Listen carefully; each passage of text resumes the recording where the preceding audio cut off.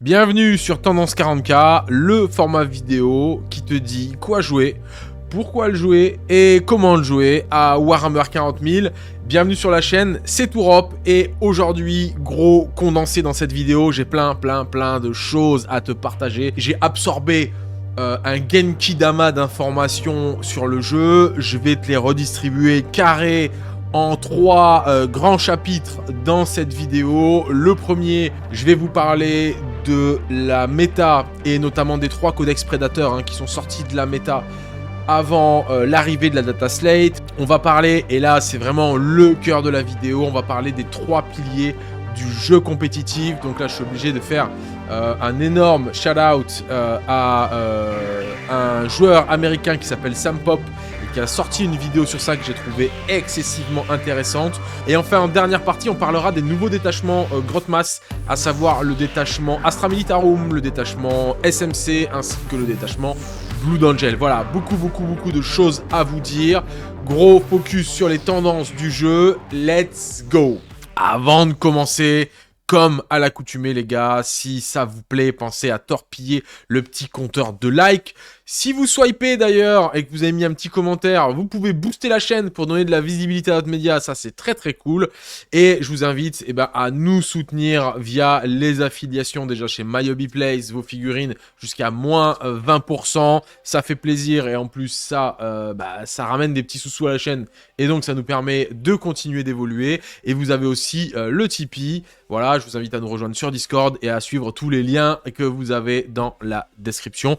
Alors, si on revient quelques semaines en arrière, il faut bien comprendre que Warhammer 40 000, c'est pas un jeu que vous prenez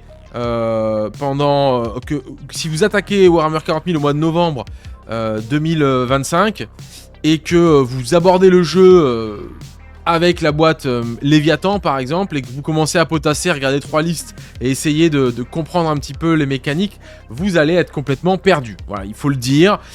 C'est un jeu qui se suit sur tout le long d'une édition, qui évolue de fil en aiguille, et plus vous avez de la continuité, de la régularité dans votre suivi du jeu, plus vous absorbez d'informations, plus vous êtes performant en termes de jeu. Donc, l'objet aussi de ce format-là, c'est de faire une rétrospective sur les dernières semaines parce que vous avez peut-être raté quelques épisodes et donc, à cet égard-là, de vous partager des informations importantes. Les informations importantes, elles sont que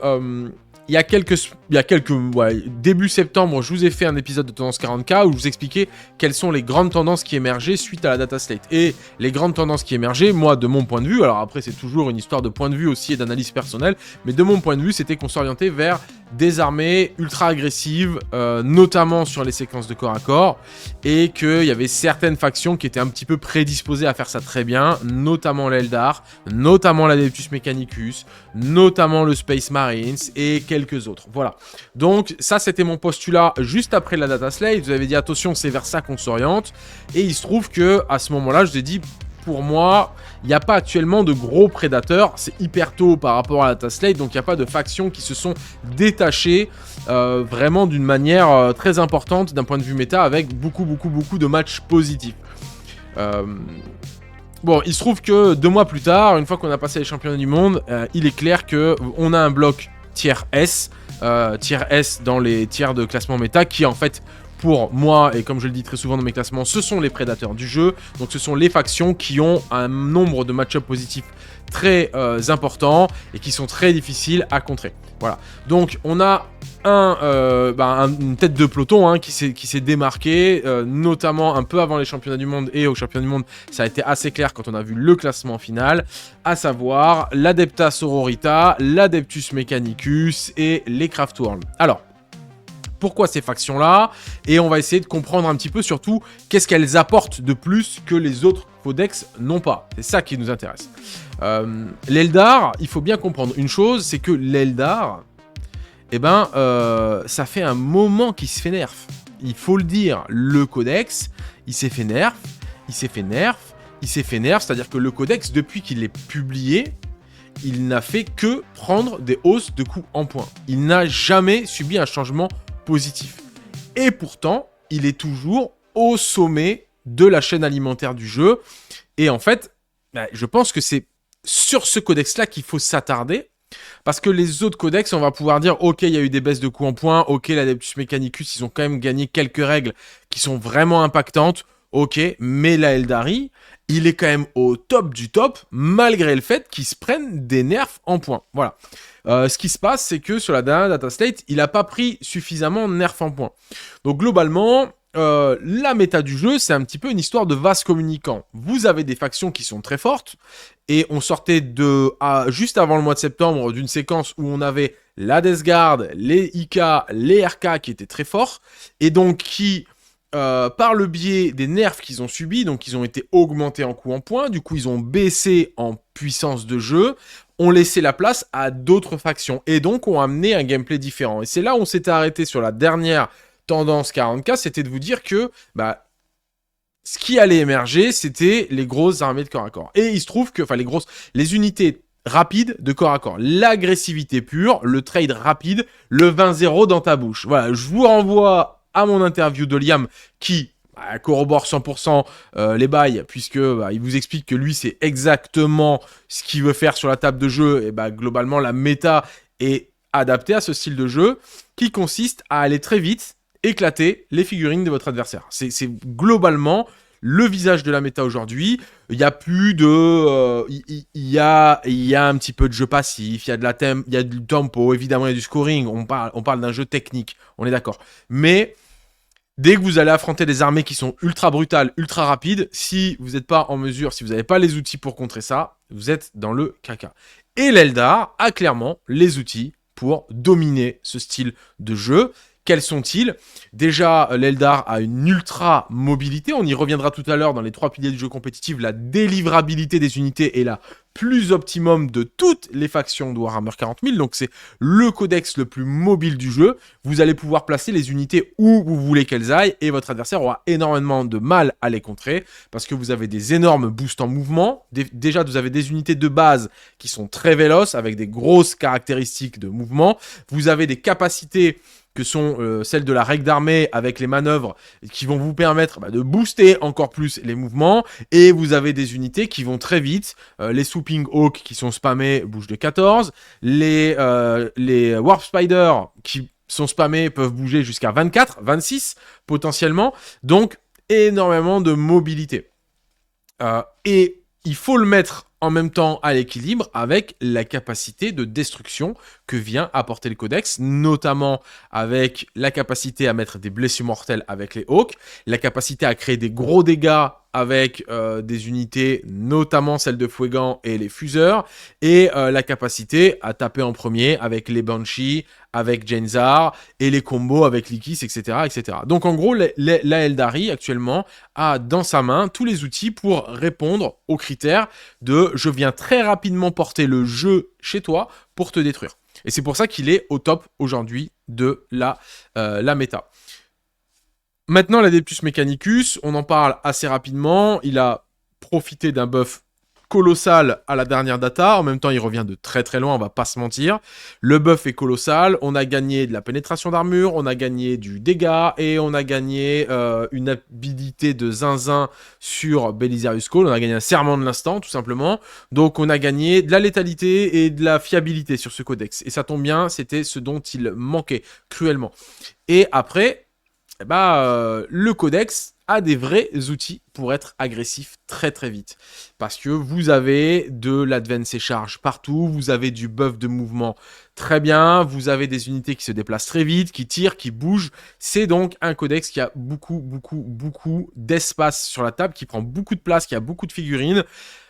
Je vous le dis, je vous la fais en 1000, on va se faire tailler, je suis joueur admec, on va se faire tailler les oreilles sur la prochaine data, on va pas se mentir. Je pense que les builds actuels vont probablement prendre entre 100 et 120 points.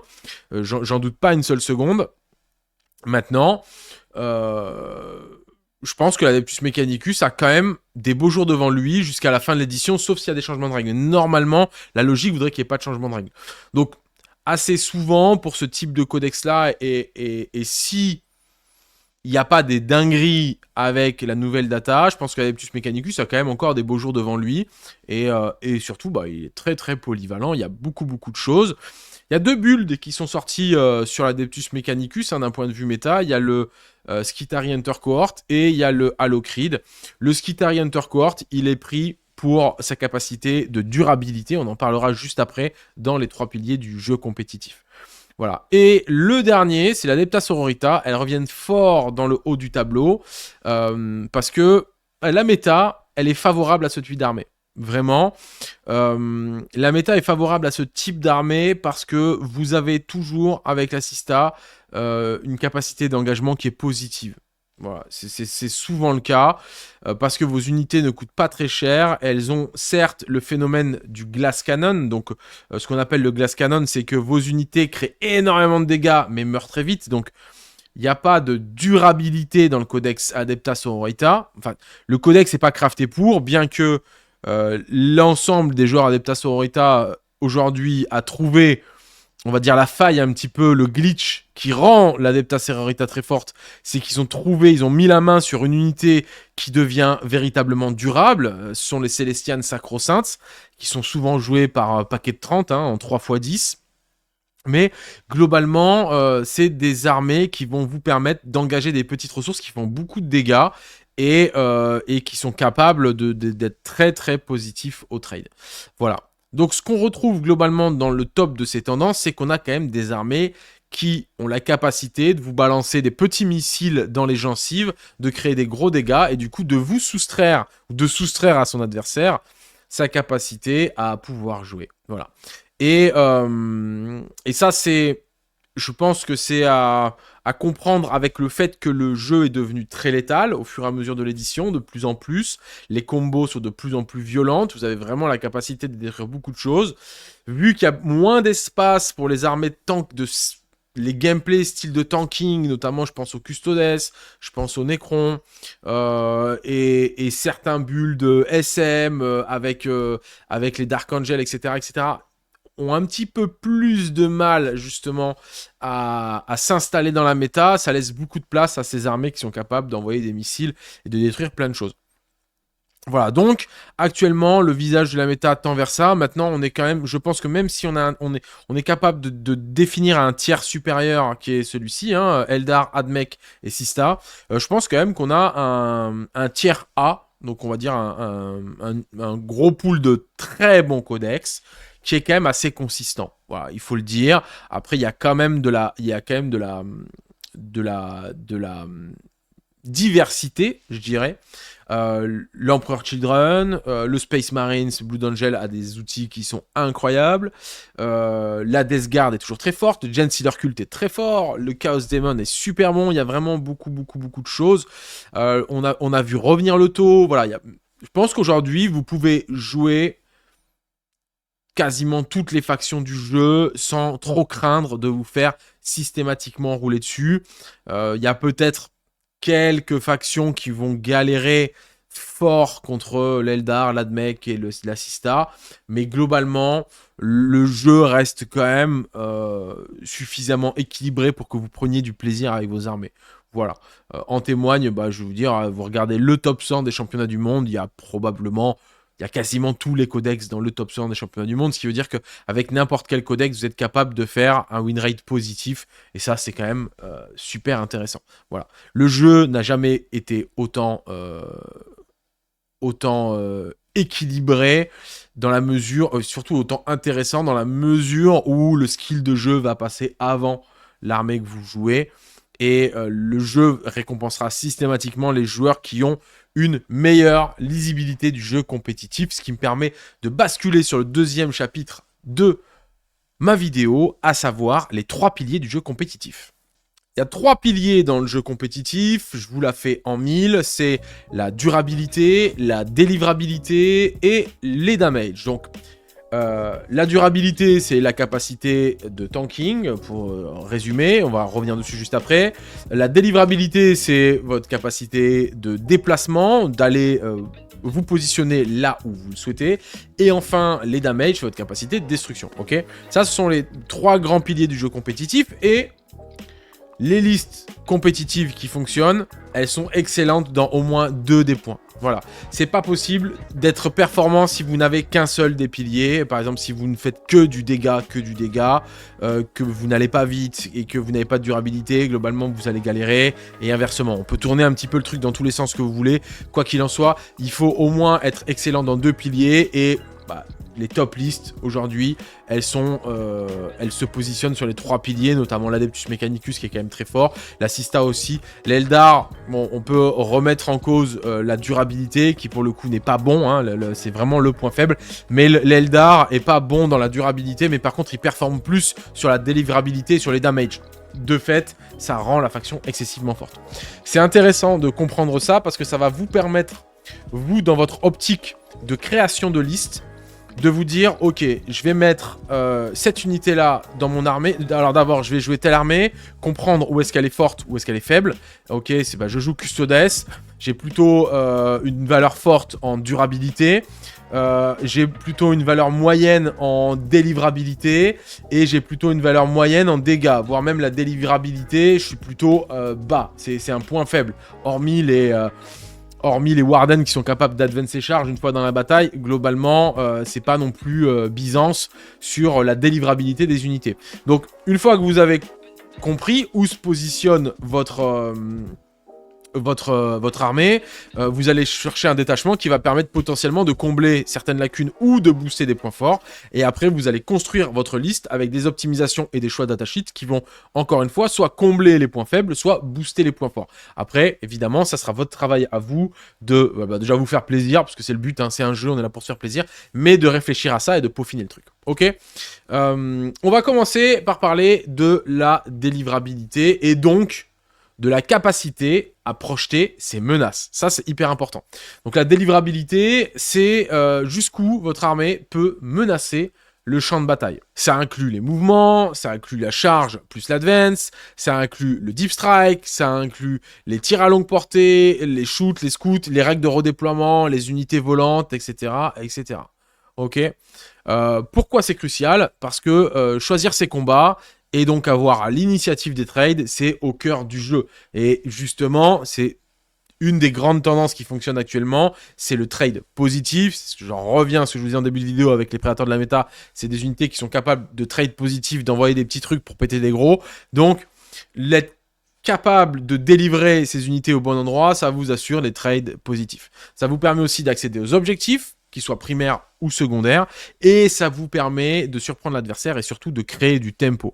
On entend beaucoup parler de tempo dans les vidéos, qui sont en train d'ailleurs de monter vachement en puissance, hein. Je ne sais pas si vous suivez Internet, mais globalement, la montée en puissance du jeu compétitif amène beaucoup de compétiteurs internationaux à prendre la parole et à partager, et beaucoup d'entre eux parlent de tempo. Le tempo, c'est quoi? C'est quand c'est vous qui menez la danse, c'est vous qui choisissez où le jeu va se déplacer, vers quel bord de table on va aller, vers quel objectif va tendre l'action. Et donc, si vous maîtrisez le tempo, vous êtes plus en maîtrise de tous les éléments du jeu. Voilà, donc la délivrabilité vous permet de contrôler le tempo.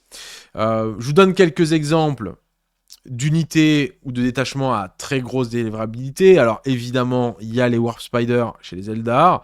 On peut parler du détachement GK, on peut parler de l'armée Grey Knights, donc les chevaliers gris, puisque c'est la règle d'armée qui donne une naturelle délivrabilité à vos unités, avec la capacité de partir et revenir en réserve stratégique pendant toute la game.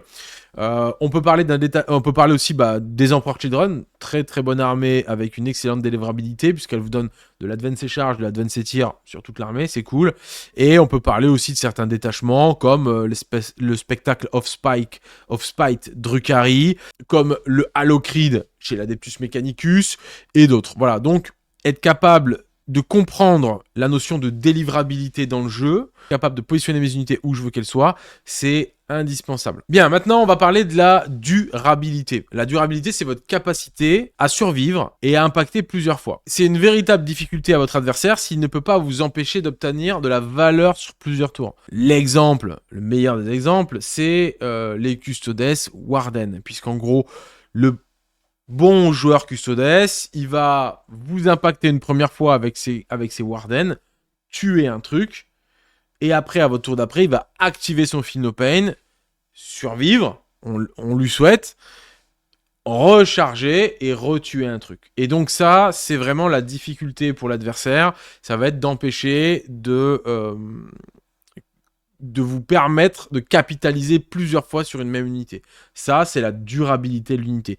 Ça passe par une sauvegarde basse, de plus, 3+, ok, des insensibles à la douleur, des Phenopain, des réductions de dégâts, des armures élevées, mais aussi des règles indirectes, comme le tir indirect, qui favorise la durabilité, des règles, des stratagèmes qui vont vous permettre de booster vos capacités défensives, des capacités à tirer bouger, par exemple, et donc à réembarquer dans les transports, ou des règles de réapparition, comme le Gen Stealer Cult, ou encore des règles de réaction défensive qui peuvent vous permettre, notamment quand on rentre dans votre zone, de pouvoir bouger, potentiellement de réembarquer dans un véhicule, de passer une ruine, etc., etc. Donc ça, la notion de durabilité dans le jeu, elle peut prendre différents aspects, elle peut être purement mathématique, avec, comme je l'ai dit, un profil de custodes, grosse endurance, petite sauvegarde, invulnérable et des outils de Phenopain. Ou alors, ça peut aussi reposer sur d'autres astuces, d'autres capacités. Je pense par exemple aux Eldar qui vont chercher de la durabilité avec des stratagèmes comme tirer et bouger. C'est-à-dire que je vais débarquer Fouegan et ses 10 mecs de mon serpent, je vais tirer, je vais réembarquer dans mon serpent. C'est un stratagème qui favorise la durabilité de votre unité et qui va vous permettre d'itérer finalement cette mécanique et que votre unité soit toujours capable de détruire les trucs sans que votre adversaire soit capable de vous prélever l'unité. Voilà. Donc il y a des outils qui sont différents, même si je pense vous avoir énuméré le plus grand nombre, je pense. Et je vous donne quelques exemples d'unités. Alors, la première qui me vient à l'esprit, c'est les Deathwing Knights, des Dark Angel, puisque c'est une unité qui naturellement a une sauvegarde à 2, une invue à 4, réduit les damages de 1 et a accès à l'armure du mépris. Donc bon, voilà, et en plus dans un détachement, elle vous met -1 la blesse. Donc ça donne une durabilité assez incroyable de l'unité. Vous avez chez la Death Guard le Virulent Vectorum qui vous donne accès à des stratagèmes, du -1 dégâts, du -1 à la touche, qui est très intéressant. En Awakening, chez les Necrons, vous avez encore une fois des stratagèmes de régénération, des petites aptitudes à droite à gauche, et puis les Custodes, j'en ai parlé, où là c'est vraiment du tanking naturel que vous avez dans la datasheet pure et dure. Et maintenant, le dernier pilier du jeu compétitif, les damage. Capacité à supprimer efficacement les unités adverses. Ça, clairement, la définition, c'est la fiabilité de chacune de vos activations à tuer quelque chose. Et c'est important de parler de fiabilité. Votre capacité à détruire votre adversaire va reposer sur votre fiabilité. Parce que si vous n'avez pas de fiabilité, ok, sur une partie, peut-être que vous allez détruire un truc, mais sur l'autre, vous allez faire exactement la même action, vous n'allez pas le détruire. Et ça, il n'y a pas bon. Ça veut dire qu'en termes de damage, vous n'êtes pas dans les clous, mes petits potes. Donc la fiabilité, pensez-y. Ça inclut les relances, évidemment, relance à la touche, relance à la blesse, relance de damage parfois même, les bonus de blessures, de touches qui vous permettent de fiabiliser vos jets, encore une fois. Toutes les mécaniques autour de la touche soutenue, de la touche fatale et des capacités à faire des jets de touche critiques bonifiés, hein. Ça, c'est vraiment des mécaniques qui fonctionnent très très bien, c'est-à-dire que cumuler le mot-clé touche soutenue avec touche critique sur du 5, ou le létalite, voire même tous, hein, c'est possible aussi sur certains codex.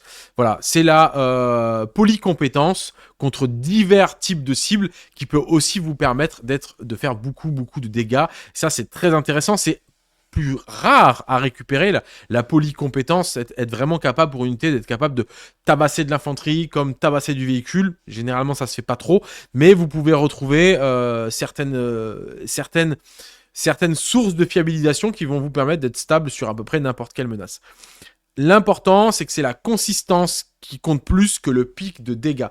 La consistance, c'est quoi? C'est votre capacité à être sûr de faire des dégâts, plutôt que le pic de dégâts qui est, ok, je suis capable de faire 72 PV sur un IK.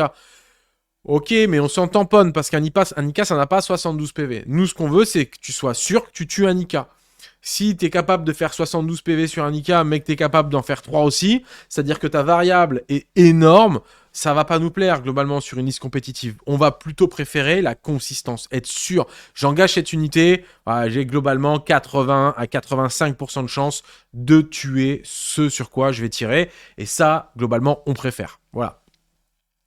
Exemple d'unité ou de détachement à fort dégâts. Alors, une unité qui me vient de suite à l'esprit, c'est les Parangons Warsuit de l'Adepta Sororita. J'ai eu le plaisir de les affronter, j'ai pas kiffé. Notamment avec Morvenval, qui leur donne des bonus. Voilà, il y a de la relance. Il y a de la relance, il y a du bonus, c'est très très stable, c'est très très fiable, ça a de la portée, ça a de la durabilité, c'est très très efficace. On peut parler du détachement Koyon chez les Tau, avec de nombreux stratagèmes qui permettent de booster les dégâts. On peut parler de Chaos Space Marines ou de l'Adeptus Mechanicus, avec les buffs de modificateurs, avec les buffs de relance, de modificateurs, etc. etc. Et évidemment, l'unité qui a je pense, la plus grosse capacité de dégâts du jeu actuellement sur tout ce qui est châssis et monstres, c'est évidemment l'unité de Fouegan et les Fire Dragon. Voilà, c'est vraiment une unité qui est capable de dealer du damage de manière incroyable. Et alors, ce qui fait que cette unité de Fouegan plus Fire Dragon, elle est incroyable, c'est que elle est à 4 étoiles sur 5 sur tous les piliers, quoi. C'est-à-dire qu'elle a de la durabilité, parce que finalement, c'est quand même des bodies en save à 3, un vue à 5, Fouegan qui revit, et surtout, cette capacité à tracer dans un serpent, débarquer, réembarquer dans le serpent, donc à être finalement quasiment inciblable, quand on n'est pas capable de péter le serpent. Donc il y a de la durabilité, la délivrabilité, elle est là parce que c'est des figurines qui bougent de 7, qui advancent ses tirs et qui peuvent bouger de 9. Ok, what else? Et enfin, les dégâts, voilà, c'est une unité qui est incroyable. Full relance des touches, full relance des blesses, full relance des dégâts sur les monstres et les véhicules. C'est pas moins de 10 tirs de fuseurs qui sont en fusion à 9 pouces et avec Fouegan qui a un fuseur de l'espace. Donc, voilà, globalement, c'est quand même très très fort. Ce qui va être important par la suite pour clôturer sur ce chapitre-là de Tendance 40K, c'est les interactions entre les piliers. Une armée peut compenser un pilier faible par l'excellence dans deux autres. C'est ce que je vous disais tout à l'heure. Les Eldar, globalement, même s'il y a des outils de durabilité que je viens de vous citer, le fait de réembarquer dans les véhicules, c'est quand même pas facile de durer en Eldar. Vous savez que les Hawks, les Spiders, dès que vous les engagez, ça meurt quasiment après, quoi. Mais c'est quand même excellent dans les deux autres piliers que sont les dégâts et la manœuvre et la délivrance de l'unité. Donc ça, c'est hyper important de le préciser. Et puis maintenant, les gars, c'est parti. Je vous donne rendez-vous sur vos applications, sur l'application Warhammer 40 000, ou alors je vous invite à aller sur New Recruit ou d'autres types de builders pour commencer à crafter vos listes en ayant pris connaissance de ces éléments-là. Voilà mes potes, je vous propose qu'on passe à la troisième et dernière partie de cette vidéo, à savoir les nouveaux détachements, tout du moins les 3 nouveaux détachements qui viennent de sortir au moment où je tourne cette vidéo. On commence par le dernier sorti, tout simplement, le détachement Blood Angel offensive enragée. Et je m'attendais pas à ce que ce soit les Blood Angel qui profitent d'un nouveau détachement, mais écoutez, on prend, pourquoi pas. Et on attaque immédiatement la règle de détachement. Férocité démente qui nous dit qu'à chaque fois qu'une figurine Astartes de votre armée fait une attaque de mêlée, relancez tout jet de blessure de 1. Bam, c'est carré, on apprécie. Chaque fois qu'une unité Adeptus Astartes de votre armée est choisie pour combattre, si elle a fait un mouvement de charge à ce tour, jusqu'à la fin de la phase, ajoutez 1 à la caractéristique d'attaque des attaques d'armes de mêlée dont sont équipées les figurines. À la place, si votre unité est ébranlée, ajoutez 2 à la caractéristique d'attaque des armes de mêlée dont sont équipées ces figurines. Ok, donc on a un double trigger. Vous avez plus une attaque à la charge. Ok, ce que vous avez dans le Liberator Assault Group. Donc là, en gros, vous perdez votre capacité à avoir le plus 2 en force contre une reroll des As à la blesse. Le plus 2 en force est clairement plus intéressant, on va pas se mentir. La reroll des As, pardon, que la relance des As à la blessure. Maintenant, vous avez un trigger évolutif qui vous dit si votre unité est ébranlée, ajoutez 2 à la caractéristique d'attaque. Bon, là, par contre, le plus 2 attaques, ça commence à être sérieusement violent sur des unités qui sont qui tabassent très fort au corps à corps. Je vous rappelle quand même que le principe du Blood Angel, c'est quand même d'aller tabasser votre adversaire au corps à corps. Donc le plus 2 attaques est vraiment très très très sexy. Votre armée peut inclure des unités Blood Angel, mais pas d'autres chapitres, on connaît, voilà. Ensuite, les optimisations. On va avoir le reliquaire Carmin qui nous dit pour une figurine Chaplain seulement, les figurines de l'unité du porteur ont l'aptitude Scout 6. On aime. Et chaque fois que vous faites un test d'ébranlement, pour une unité à 6 pouces du porteur, vous pouvez relancer le résultat. Bon, il y a moyen Il y a un monde où vous avez envie que votre unité soit ébranlée pour gagner le boost d'attaque. Pourquoi pas? Ok. Donc c'est intéressant. Le Scout 6. Le Scout 6 sur le Chaplain, on l'aime parce que ça va vous permettre, notamment sur des unités à jump pack, d'entrée de jeu, de pouvoir pousser de 6, bouger de 12. On verra si un advance et charge sur le détachement. C'est évident qu'il va y avoir un advance et charge, sinon ça n'a aucun sens. Donc, en tout cas, c'est un stratagème, c'est une optimisation très intéressante. Maître de la soif rouge, figurine de l'Adeptus Astartes seulement, une fois par bataille, au début de la phase de combat, le porteur peut utiliser cette optimisation. Dans ce cas, jusqu'à la fin de la phase, vous gagnez Fight First. Bon, et c'est clairement une optimisation qu'on aime. Il y a, une habilité similaire dans le Libérateur Assaut Group, hein. Vous avez déjà un Fight First, celui-ci c'est qu'une fois par bataille. Mais ça fait plaisir quand même, ok. Le Fight First, on aime bien. Ensuite, vous avez sur une figurine Astartes, tant qu'une unité Compagnie de la Mort est à 6 pouces du porteur, vous ajoutez 1 à la caractéristique de force des armes dont sont équipées les figurines. Et il n'y a pas de fusible, de jalon sur arme de tir ou arme de corps à corps. C'est-à-dire que tant qu'une unité Compagnie de la Mort à 6 pouces du porteur, ajoutez 1 à la caractéristique de force des armes dont sont équipées les figurines de l'unité. Donc vous avez potentiellement plus 1 en force à votre pistolet fuseur, plus 1 en force à votre pistolet bolter, plus 1 en force à votre lance-flamme, etc., etc. Donc il est très bien, hein, on va pas se mentir.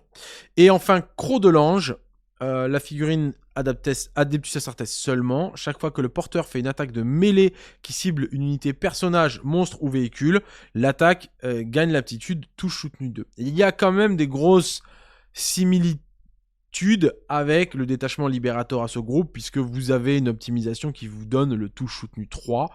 Là, c'est touche soutenu 2. C'est limité aux mots-clés personnage, monstre et véhicule, mais globalement... il y a peu d'armées qui ne jouent pas sur le personnage, monstre ou véhicule sur leurs unités, hein. Donc c'est une très très bonne, c'est aussi une très très bonne opti. Donc j'ai l'impression quand même que les 4 optis sont super intéressantes. Les stratagèmes, un sinistre avertissement, à n'importe quelle phase, une unité Blood Angel de votre armée qui vient d'être détruite alors qu'elle était à portée d'un ou plusieurs objectifs que vous contrôlez à la fin de la phase précédente, vous pouvez utiliser ce stratagème et vous le stickez. Voilà. C'est un bête de stratagème. C'est un stratagème qu'on a chez les World Eaters, qui est excessivement fort, qui vous permet de mourir sur un objectif et de le sticker. Et ça, c'est absolument génial. Donc, c'est un très très bon stratagème. Tout simplement. L'armure du mépris, je reviens pas dessus, c'est la réduction de pénétration d'armure, c'est très bon, mangez-en. Déchaînement insensé. À la phase de tir adverse ou à la phase de combat, juste après qu'une unité ennemie ait choisi ses cibles, une unité Compagnie de la Mort de votre armée qui a été choisie comme cible, elle gagne l'insensible à la douleur 5+. C'est un très très bon stratagème pour un PC. On en revient à ce qu'on disait un petit peu plus tôt dans la vidéo sur la durabilité. Quand vous avez des unités, alors souvent les Marines qui save à 3, quand on leur tire dessus, généralement on leur tire dessus max avec de la PA -2, -3, donc on arrive souvent à se retrouver sur de la save à 4 ou à 5+, et globalement, dès que vous avez du Feel No Pain à 5 derrière, votre unité, elle devient très très difficile à abattre. Et c'est d'autant plus vrai quand vous êtes engagé au corps à corps contre des unités qui sont dégâts 2, sur des Compagnies de la Mort qui ont 2 PV. Être capable de rajouter un Feel No Pain à 5, c'est aussi très très fort. Donc ce stratagème-là, il est très bon pour la durabilité de vos unités. Compagnie de la Mort exclusivement.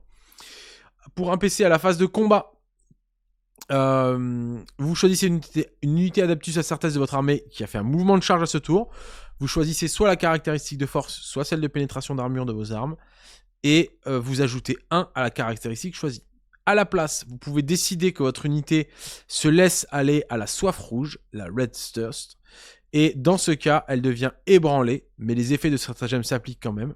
Jusqu'à la fin de la phase, ajoutez 1 à la caractéristique de force et de pénétration d'armure des armes de mêlée dont sont équipées les figurines. Donc là, il y a des combos un peu sucré-salé, puisqu'en gros, pour un PC, vous allez pouvoir dire, bon, mon unité devient ébranlée, du coup, j'ai plus 2 attaques, plus 1 en force, plus 1 en PA. Voilà, merci. C'est-à-dire que vous commencez à débiter et vous avez la reroll des As à la blesse. C'est vraiment, on vient booster la létalité des unités. C'est assez incroyable. Ce stratagème-là, il est très très fort. Devoir immortel. À la phase de combat, juste après qu'une unité ennemie ait choisi ses cibles, vous choisissez une unité compagnie de la mort qui a été choisie comme cible. Ok, voilà, c'est du Fight on Death à 2 PC, donc vous tapez en mourant automatiquement. Que demande le peuple? Il y a vraiment que des très bons stratagèmes. Et enfin, le dernier, c'est la colère rouge.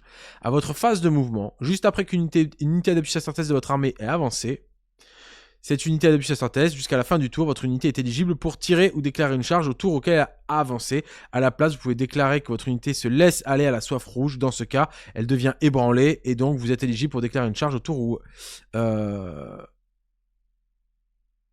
votre unité est éligible pour tirer et déclarer une charge. Voilà, vous choisissez en gros soit tirer, soit advance et tir, soit advance et charge, ou alors vous êtes ébranlé, vous prenez les deux. Bon, bah, on y revient. Peut-être que c'est intéressant d'user de la mécanique pour passer le boost d'attaque en vous considérant ébranlé. Donc, bah, globalement, il y a tout ce qu'il faut dans ce détachement. On a de la durabilité avec l'armure du mépris, le Phinopain 5 et le tapant mourant. On a du damage avec votre capacité à vous mettre ébranlé, du coup à gagner le plus d'attaque, mais surtout le stratagème qui vous permet de booster encore votre caractéristique de force et de PA. Donc ça c'est cool. Et vous avez aussi de la délivrance avec la colère rouge qui vous permet l'advance et charge. Donc c'est un très très bon détachement. Moi je le trouve vraiment sympa. Vous dire d'entrée de jeu s'il sera plus compétitif que Liberator Assault Group ou que l'Angélique Cohorte, je sais plus comment s'appelle le détachement Angélique. En tout cas, je pense que ce détachement fait partie des très bons détachements et comme je l'ai fait pour les précédents, bah, si je dois le noter sur 5, je lui mettrai un joli 4 sur 5 à ce détachement en vous disant que c'est un détachement qui peut être pris par les joueurs plus novices. Voilà, je pense que les mécaniques sont assez fondamentales. Peut-être novice intermédiaire, peut-être intermédiaire, les joueurs qui commencent en Blood Angel, je leur conseille toujours d'aller sur le Liberator Assault Group parce que c'est vraiment l'identité, l'ADN du Blood Angel. Et une fois que vous avez touché une fois que vous touchez votre bille dans cette affaire, bam, vous claquez le détachement là, dont j'ai déjà oublié le nom, qui est Offensive Enragée. Et je pense que c'est un très très bon détachement. Alors, le détachement que nous propose aujourd'hui Warhammer s'appelle Chasse Cauchemardesque. Il s'inscrit dans le codex Space Marines du Chaos. Vous pourrez donc utiliser ce détachement et employer n'importe quel datasheet du codex avec l'ensemble des règles qui vous est proposé. Comme à l'accoutumée, on vous propose une règle de détachement qui va fonctionner avec les mots-clés. Je reviendrai dessus juste après. Vous allez aussi avoir les optimisations et enfin les stratagèmes. Voilà, tout ça réuni vous donne le détachement chasse Cauchemardesque et on va découvrir ensemble de quoi est fait cette parution. Je vous proposerai à la fin de la vidéo une petite note sur 5 étoiles de mon avis sur ce détachement. Allez, c'est parti. Donc la règle de détachement, on commence par terreur manifeste. C'est une règle à plusieurs paragraphes, donc il va y avoir des effets cumulatifs ou des effets distincts. On nous explique qu'à l'étape d'ébranlement de la phase de commandement adverse, si une unité ennemie qui est en dessous de son effectif initial est à 12 pouces d'une ou plusieurs unités hérétiques Astartes, donc la premier mot-clé qui fonctionne sur toutes les unités quasiment du codex Space Marine du Chaos, parce que de mémoire tout le monde a le mot-clé hérétique Astartes. L'unité ennemie doit faire un test d'ébranlement, en soustrayant 1 au résultat. Les unités ennemies affectées par cette règle de détachement n'ont pas à faire d'autres tests d'ébranlement à la même phase. En gros, vous forcez votre adversaire à faire des tests de Battle Shock dès qu'il est en dessous de son effectif initial, à la place d'être en dessous de sa demi-force, parce que je vous rappelle que le Battle Shock se fait dès qu'on est en dessous de sa demi-force. Là, vous le faites dès que vous avez perdu une figurine sur votre bloc de 10 Space Marines, dès que vous avez perdu un PV sur votre Lehman Russ, voilà, peu importe. La contrepartie, évidemment, c'est qu'il faut être à 12 pouces d'une unité hérétique Astartes, ce qui veut d'ores et déjà dire un petit peu qu'on va tendre vers des unités de projection du côté des Space Marines du Chaos. Et ce qui est intéressant, c'est que ça met -1 au test d'ébranlement, donc ça, c'est vraiment pas négligé, parce que ça facilite un petit peu le fait de Battle Shock votre adversaire. Ensuite, on nous explique que Chaque fois qu'une figurine hérétique Astartes de votre armée fait une attaque qui cible une unité qui est en dessous de son demi-effectif, ajoutez 1 au jet de touche.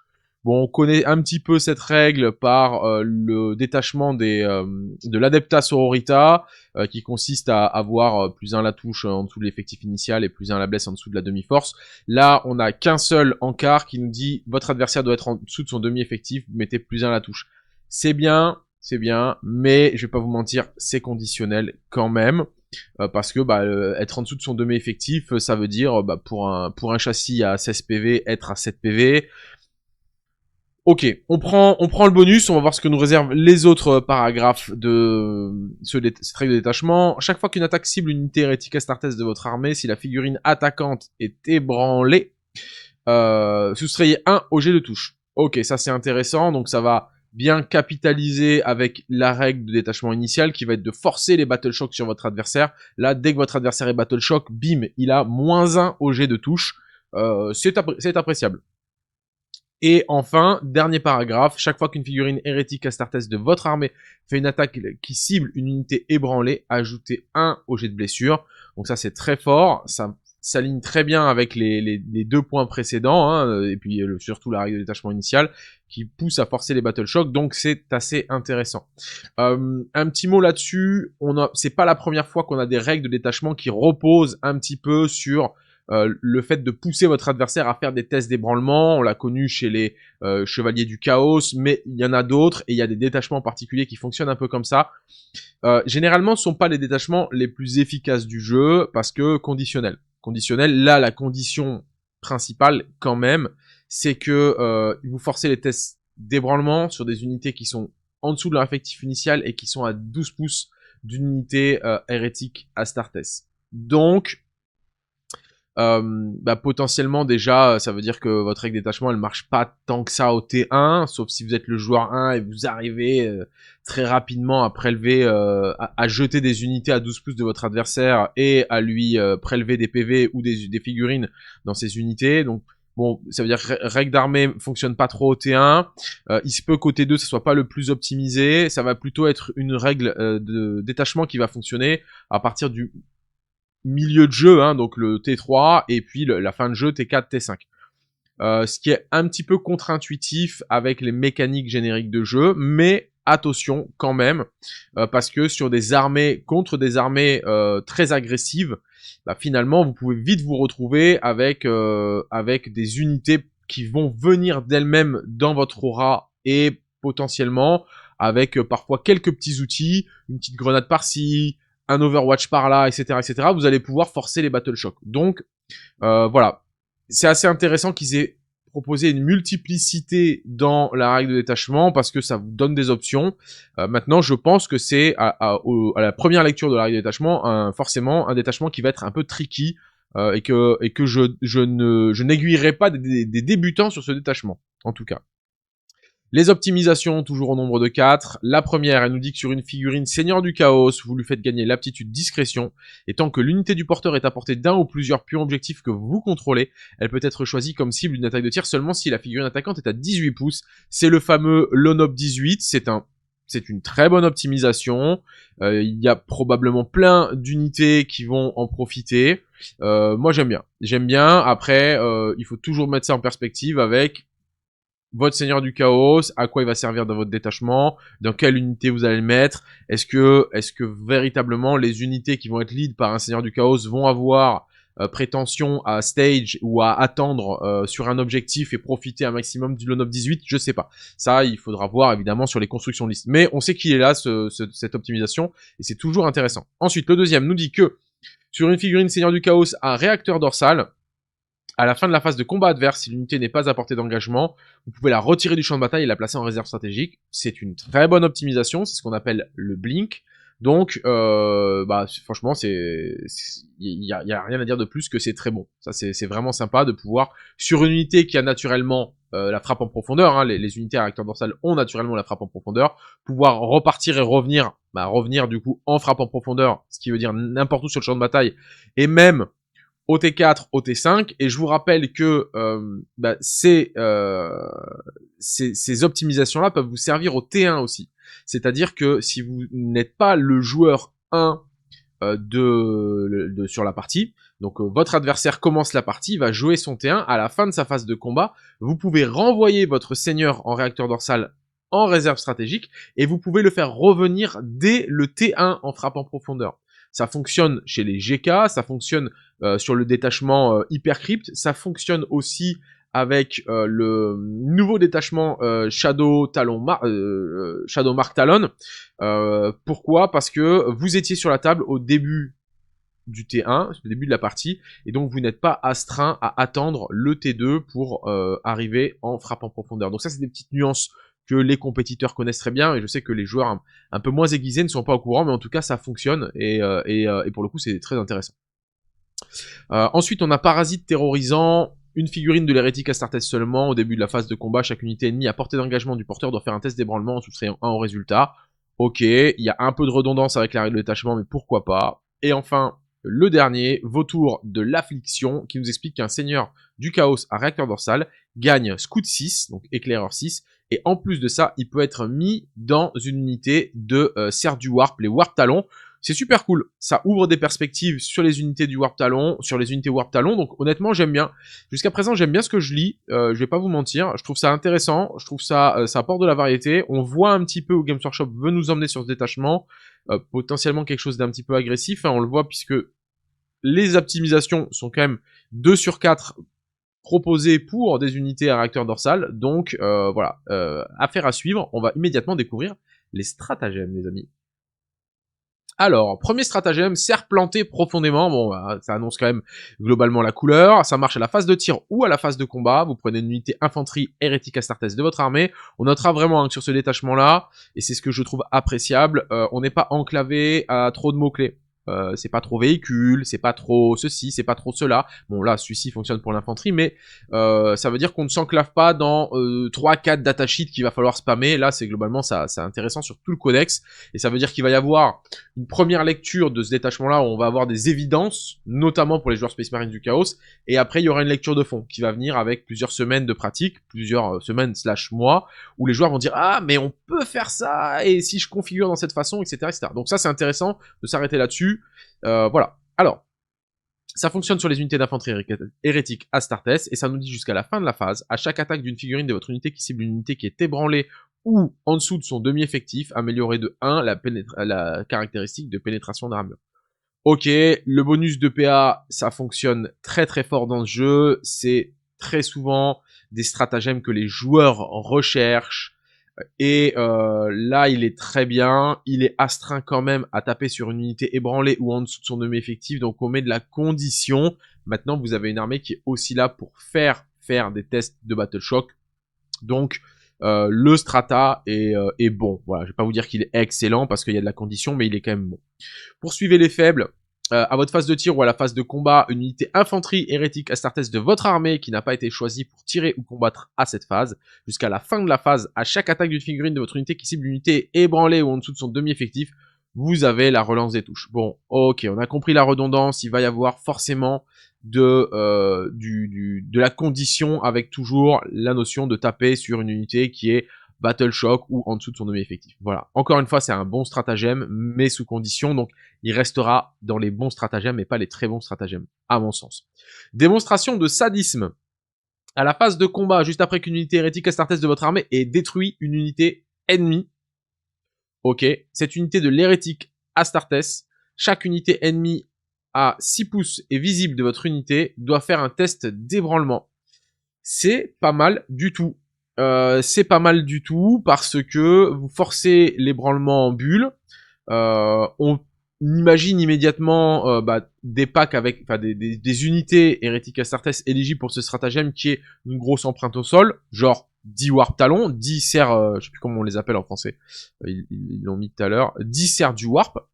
Donc ça a une belle empreinte au sol, donc ça veut dire qu'assez rapidement vous allez pouvoir toucher plusieurs unités adverses, et derrière potentiellement aussi capitaliser sur le fait de battle shock votre adversaire et de vous offrir le droit aux relances de jet de touche et au bonus de pénétration d'armure. Ça demande de conditionner ces unités, c'est encore une fois, je vous le confirme, pour moi c'est un détachement de spécialistes du jeu et pas du tout un détachement axé sur les débutants. Ensuite, on a accès de malfaisance. à la phase de charge, une unité infanterie de l'hérétique Astartes jusqu'à la fin de la phase, votre unité est éligible pour déclarer une charge au tour auquel elle a advance. Bon, ça c'est un superbe stratagème. Le codex Space Marines du Chaos en a besoin. Il a très peu d'unités capables d'advance et charge. Et il a vraiment besoin de cet outil. Là, évidemment, on va de suite s'intéresser encore une fois à ces unités en jetpack qui vont pouvoir bouger de 12 advance chargés. Donc c'est quand même assez intéressant. Terreur implacable pour un PC à votre phase de mouvement juste après qu'une unité infanterie de l'hérétique Astartes de votre armée a battu en retraite. Cette unité de l'hérétique Astartes jusqu'à la fin de la phase elle est éligible pour tirer et déclarer une charge au tour auquel elle a battu en retraite. Donc vous avez un désengage, tir, charge qui est aussi très bien. Attention, c'est encore une fois cadenassé à l'infanterie. Et enfin, à la phase de mouvement, une unité hérétique Astartes de votre armée qui est arrivée en réserve à ce tour. Choisissez une unité ennemie à 12 pouces et visible de votre unité. L'unité choisie doit faire un test d'ébranlement en soustrayant 1 au résultat. C'est un super stratagème pour le coup. Celui-ci est vraiment excellent. Vous arrivez, vous ciblez un truc, allez, Battle Shock à -1, c'est parfait. Si tu t'arrives à le faire Battle Shock, bon ben c'est cool, tu peux passer tous tes buffs, profiter de la règle de détachement, donc voilà. Bon, on arrive à la fin de ce détachement. Qu'est-ce que moi j'en pense, qu'est-ce que moi j'en dis? Si je devais le noter sur 5, ce détachement, lui mettre sur 5 étoiles, je lui mettrais 3 étoiles, avec comme principe fondamental qu'il est quand même très ouvert en termes de possibilités au sein du Codex Space Marines du Chaos. On n'est pas enclavé dans trop de datasheets précises ou dans peu de mots-clés. Donc ça c'est cool. Je vous réitère ce que je pense dès la première lecture, c'est que c'est plutôt un détachement qui va s'adresser à des spécialistes du Codex.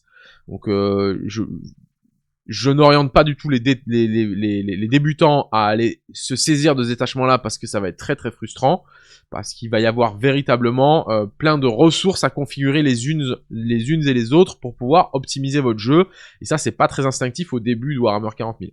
Voilà. Et après, d'un point de vue jeu, je trouve ça assez intéressant de venir un petit peu proposer autre chose, de l'agressivité de jeu avec autre chose de ce qu'on a vu habituellement, c'est-à-dire, bon, ben voilà, du Chosen et du Possédé dans de la création of Bill. On sait que ça fonctionne, ça a ses limites. Là, il faut voir maintenant ce que le Codex Space Marines du Chaos va pouvoir proposer quand on va faire interagir les datasheets avec toutes ces nouvelles ressources. Alors, la compagnie de Briscard s'inscrit dans le Codex Astra Militarum. Vous pourrez donc utiliser toutes les datasheets que vous propose le Codex et leur faire bénéficier de la règle de détachement, des optimisations et des stratagèmes, moyennant évidemment l'interaction des mots-clés. Je vous rappelle que c'est hyper important quand vous découvrez un détachement. Soyez vigilant aux mots-clés, c'est très important. Voilà. Et sans plus attendre, on va découvrir un petit peu de quoi est fait cette compagnie de Briscard. Alors, à la fin de la vidéo, je vous ferai une petite notation sur 5 étoiles de ce détachement. Je vous donnerai un peu mon avis dégrossi après lecture. Alors, discipline impitoyable nous dit, vous ajoutez 1 au nombre d'ordres que chaque figurine d'officier de l'Astra Militarum de votre armée peut donner, comme stipulé sur leur fiche technique. Tant qu'une unité Astra Militarum de votre armée est affectée par un ordre, à chaque attaque d'une figurine de l'unité, relancez tous les jets de touche de 1. Si la cible de l'attaque est à portée d'un pion objectif, relancez tout jet de blessure de 1 également. Bon. On doit s'arrêter 2 minutes sur cette règle de détachement qui, à première lecture, semble très forte. Les ordres, c'est quand même le sédiment de ce codex, du codex Astra Militarum. Je vous rappelle que dans le codex Astra, vous avez des officiers qui sont capables de donner des ordres. Ça, c'est la règle d'armée de l'Astra. Et dans ces ordres, il y a des choses très intéressantes. Vous pouvez booster la CT, vous pouvez booster l'OC, vous pouvez booster le mouvement, vous pouvez booster la cadence du tir rapide. Voilà, il y a des choses qui sont quand même très impactantes. Le codex repose beaucoup là-dessus. Et de fait, les joueurs Astra Militarum ont plutôt tendance à spammer les sources d'ordre de façon à pouvoir optimiser un petit peu toute leur armée. Donc là, il y a 2 façons de voir cette première partie de la règle. Ça va permettre de multiplier encore le nombre d'ordres, ce qui est très cool. Ou alors, à l'instar, ça va permettre de réduire les entrées qui donnent des ordres pour multiplier les autres entrées sur la liste d'armées. Ça, c'est pas inintéressant de le percevoir comme ça. C'est-à-dire que là où on mettait des compagnies commandement, etc., on les multipliait, on en voulait plein, nanana, peut-être qu'on va pouvoir s'enlever des points pour avoir des sources d'ordre, parce que maintenant, un ordre vaut 2, donc ça c'est cool. Enfin, une source d'ordre peut en donner 2, et de fait, pouvoir multiplier les autres ressources. Donc, voilà, c'est probablement pas inintéressant.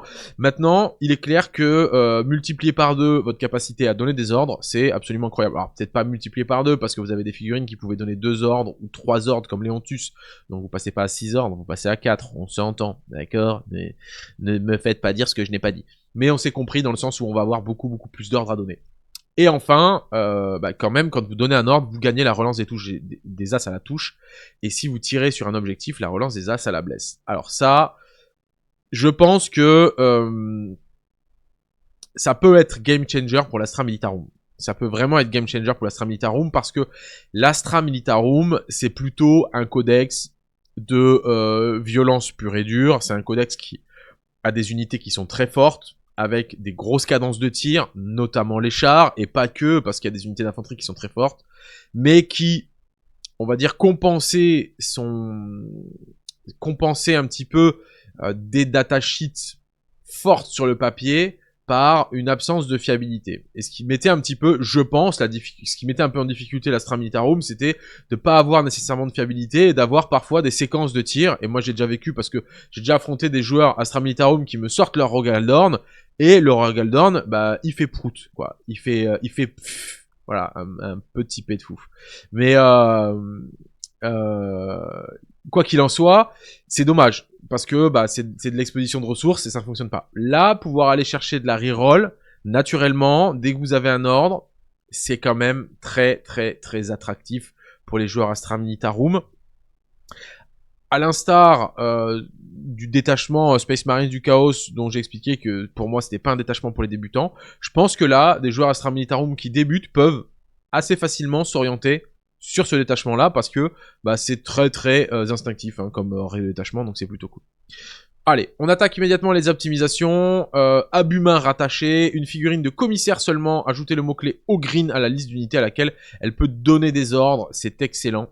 À l'étape déclarer la formation, le porteur peut être rattaché à une escouade d'Ogryn ou à une escouade de Taurogryn, c'est excellent. Voilà, j'aime beaucoup la mécanique. Léontus, pendant la phase où l'Astra Militarum était très méta, on avait Léontus et les Ogryn, puisque Léontus pouvait donner des ordres aux Ogryn, et c'était le seul de mémoire. Là, franchement, c'est super cool. Un commissaire dans les Ogryn, déjà, c'est plutôt fluff, et même si on n'est pas tant là pour parler fluff, mais quoi qu'il arrive, je trouve que la mécanique est très intéressante. Ensuite, on a l'œil d'Aquila, figurine d'officier. Il est connu cet opti, il me semble. Enfin, le nom me parle. Ou c'est peut-être... Non, je confonds avec l'Aquila de Kurov. La figurine d'officier de l'Astra Militarum seulement. Chaque fois que vous choisissez un ordre à donner par le porteur, vous pouvez choisir l'ordre ci-dessous. Donc on a un nouvel ordre. Viser le point faible, j'adore. À chaque attaque de tir d'une figurine de cette unité qui cible une unité ennemie à 12 pouces, améliorez de 1 la pénétration en armure de l'attaque. Waouh. Ok. C'est très fort. C'est super bon. Alors, figurine d'officier de l'Astra Militarum seulement. Chaque fois que cette figurine... Choisissez un ordre à donner par le porteur. Vous pouvez choisir l'ordre suivant à chaque attaque de... Ok.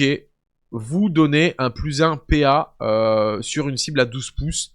C'est hyper intéressant. Je pense assez instinctivement aux unités de Tempestution ou de Kasserkin. Je sais plus laquelle des deux est capable de se donner un ordre quand elle arrive de Deep Strike, de frappe en profondeur. Donc c'est super cool en fait de dire ok je vais pouvoir augmenter de 1 ma PA. Franchement c'est une bonne optique, je la trouve vraiment sympa. Ensuite on a vétéran d'OP spécial, une figurine d'officier de l'Astra Militarum, donc tout tourne autour des ordres, hein, vous l'aurez compris. Quand vous choisissez un ordre, vous pouvez choisir cet ordre, donc encore un nouvel ordre. Chaque fois qu'une attaque de tir cible cette unité, les figurines de cette unité ont l'aptitude discrétion jusqu'à ce que ces attaques soient résolues. C'est cool, vous mettez Stealth à votre unité. C'est un bon ordre, on va pas se mentir, c'est un bon ordre, notamment quand on se projette un petit peu peut-être sur des capacités qu'ont le codex à proposer des blocs de 20 figurines et plus. bah c'est pas inintéressant de se dire ok bah je vais avoir une unité qui va pouvoir bénéficier de stealth et potentiellement d'autres optimisations, enfin d'autres stratagèmes, etc. qui vont augmenter sa capacité de tanking, et ça c'est plutôt cool. Et le dernier c'est l'Odaphone, figurine d'officier de l'Astra Militarum seulement. Chaque fois que vous choisissez une unité pour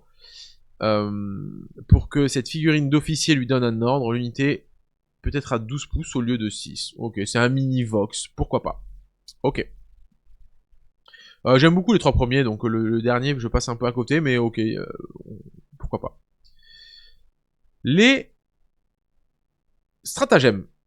Alors, et que ça saute, j'adore. Au début de n'importe quelle phase, l'unité officier de l'Astra Militarum, cette figurine peut donner un ordre comme si c'était la phase de commandement. Et ben c'est génial. En plus, il n'y a pas de contrainte au fait que elle a déjà ou pas donné un ordre. En gros, vous redonnez un ordre, et c'est au début de n'importe quelle phase. Donc ça marche sur les tours adverses. Et ça, c'est pas inintéressant. Et c'est très cool. Donc donner un ordre comme ça, c'est cool. Pas de repli. À votre phase de commandement, une unité de l'Astra Militarum de votre armée affectée par l'ordre devoir et honneur. Si votre unité est à portée d'un puits objectif que vous contrôlez, ce puits objectif reste sous votre contrôle, même si vous n'avez aucune figue. Bon, vous gagnez le stick d'objectif, et ça c'est pas mal. À votre phase de tir, une unité Astra Militarum de votre armée qui n'a pas été choisie pour tirer à cette phase, vous avez l'ignore cover sur votre unité. Voilà, on adore. On adore parce qu'il y a plein d'armes qui sont que PA-1, -2.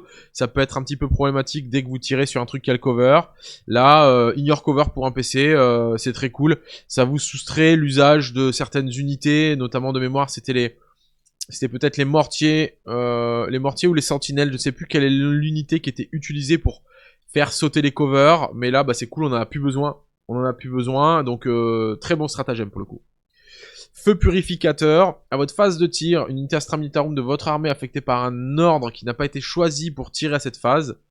Si votre unité est à portée d'un pion objectif jusqu'à la fin de la phase, des armes dont sont équipées les figurines gagnent touche fatale. Bon, bah c'est très intéressant aussi, notamment aux égards de la capacité de saturation que possèdent certaines unités, c'est-à-dire vous allez pouvoir jeter beaucoup de dés. On met ça en perspective avec la règle de détachement, reroll des assats à la touche, reroll des assaits à la blesse. Là, ce qui va nous intéresser, c'est la reroll des assaits à la touche, c'est-à-dire que vous allez pouvoir mettre de la touche létale sur plein d'unités, et je trouve que le codex est plutôt bien garni en unités intéressé par le fait de gagner touche fatale. Donc c'est un très bon stratagème aussi. Ensuite, on a à la phase de tir une unité infanterie de l'Astra Militarum de votre armée affectée par l'ordre premier rang feu, deuxième rang feu. Jusqu'à la fin de la phase, à chaque attaque d'une figurine de votre unité, améliorée de 1 la caractéristique de force de l'attaque. Ok, super. Très bon. Il y a vraiment des bons stratas, hein. Franchement, il est très cool ce détachement. Il est très cool. Et enfin, on a protection supplémentaire. J'ai passé très vite sur instant mordien, pardon. Bah c'est cool parce que, alors évidemment, en première lecture, on va se dire waouh, c'est génial. J'ai mes fusils laser qui peuvent passer force 4. J'ai certaines armes qui peuvent passer force 5. Voilà, je vais potentiellement passer un palier de blessure, notamment sur l'unité d'infanterie. Mais il faut aussi voir d'autres armes spé, notamment les fuseurs, notamment les plasmas. Alors les plasmas, ça peut vous faire passer d'un palier de force 8 à force 9, qui est pas incroyable non plus. Mais les fuseurs, passer de force 9 à force 10, ça peut vous faire passer un palier de blessé de 5+, à blessé à 4+, sur des véhicules. Donc c'est quand même vraiment pas mal. Voilà, et puis bah, globalement, les petites armes aussi vont pouvoir passer des paliers, quand vous tirez sur un Terminator, blessé à 4 au lieu de blessé à 5, etc. Donc, très bon strat. Protection supplémentaire à la phase de tir adverse, juste après qu'une unité ennemie ait choisi ses cibles, une unité Astra Militarum de votre armée qui est choisie comme cible, jusqu'à la fin de la phase, chaque fois qu'une attaque ciblée de votre unité est dégradée de 1 la caractéristique de PA, bon, vous avez une armure du mépris. Voilà, ça tourne en rond. Ils auraient pu juste mettre armure du mépris, tu vois. Donc c'est très intéressant. Alors bon, sur la petite infanterie, c'est pas incroyable. Par contre, bah, le stratagème, il est éligible pour n'importe quelle unité Astra Militarum. Donc pour sauver les miches de votre Rogaldorn, bah, vous avez de la save à 2, vous avez un cover et vous avez une armure du mépris. Bah, en fait, vous êtes un Lehman Russ Space, vous êtes un Land Raider Space Marines. Voilà, vous pouvez avoir autant de résistance et donc c'est très cool. Donc les stratagèmes sont très bons. Franchement, les stratagèmes sont bons, les optis sont bonnes, l'arrêt de détachement est bonne. Je mettrai un gros 4 étoiles sur 5 à ce détachement, en précisant que pour moi, ça me semble être tout à fait adapté à des joueurs un peu plus casus et voire, on va dire, débutants dans le compétitif ou semi-compétitif. Donc c'est un détachement qui va pas être ultra difficile de manœuvrer et qui capitalise sur les forces brutes du codex et des datasheets. Donc pour moi c'est vraiment un bon détachement. Est-ce qu'il sera au-dessus de ce qu'on a vu avec les armes combinées, enfin le détachement basique, hein, les armes combined weapon, armes combinées. Oh ouais, j'ai pas tous les blazes les gars, m'en voulez pas. Hein.